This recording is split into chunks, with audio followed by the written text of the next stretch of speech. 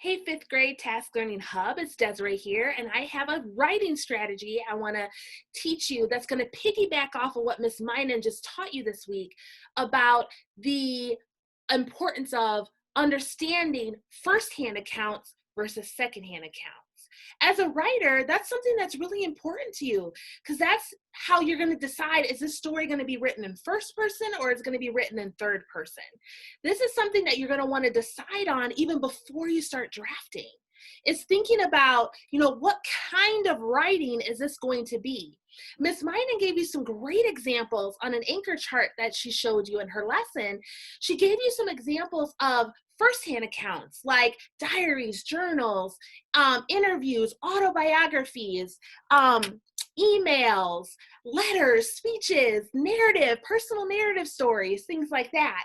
And then she gave you some examples of some secondhand accounts or things where you're telling about something or something, someone or something.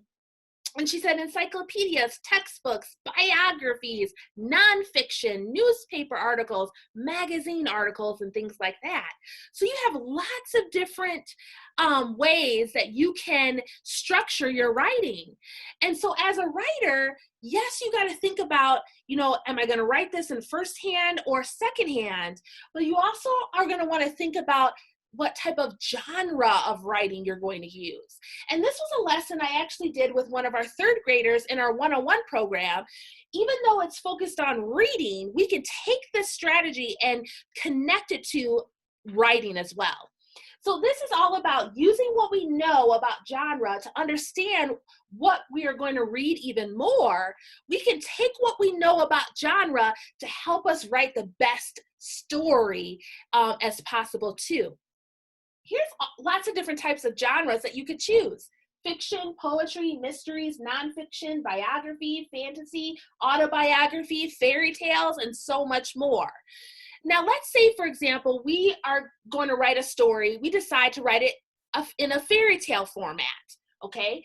Here is what we have to think about. Well, we got to make sure we know about the genre of fairy tales, because this is what we're going to want to include in our writing piece.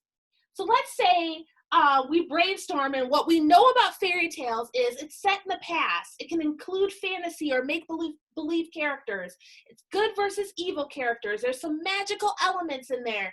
It usually includes things in threes, like the Three Little Pigs, okay? There's a problem that needs a solution. There's often happy endings and the problem's resolved, and sometimes it teaches a lesson or values. So if this is what we know about fairy tales, then we want to make sure that in our fairy tale story, that's what we include.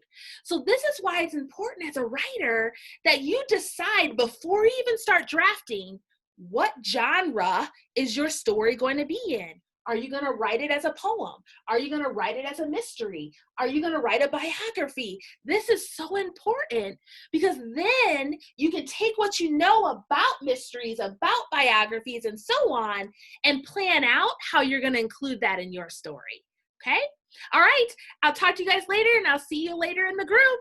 Let me know if you have any questions below in the comments. If you want any strategies around how do I help my child plan out, like once they decide what genre they're going to write their story in, how do they make a plan so that they're ready to start drafting? I would love to help you with that. So let me know in the comments, all right? Have a great weekend. Bye-bye.